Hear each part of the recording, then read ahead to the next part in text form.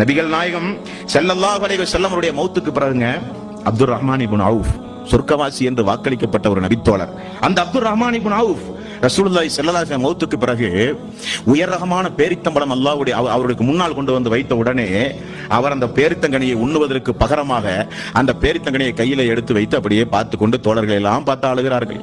அழுவதற்கு என்ன காரணம் சொல்லுகிறான் ரசூலுல்லாஹி ஸல்லல்லாஹு அலைஹி வஸல்லம் நினைவு கூறி, அல்லாஹ்வுடைய ரசூல் எங்களோடு உயிரோடு வாழ்ந்த காலத்தில் ஒரு காய்ந்த பேரித்தம்பழத்தை கூட, நல்ல உயர் ரகமான பேரித்தம்பழத்தை கண்ணால் கூட பார்க்காமல் இறந்து போய்விட்டாரே, நினைத்து நான் அழுகிறேன் என்றார்கள் அப்துர் ரஹ்மான் இப்னு அவுஃப்.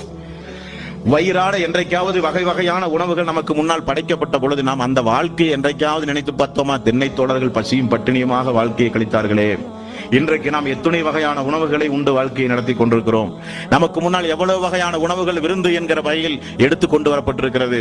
அந்த மக்கள் எல்லாம் 2 பேரித்தம்பழம் 3 பேரித்தம்பழம் 5 பேரித்தம்பழம் எல்லாம் உண்டு வாழ்நாள் முழுக்க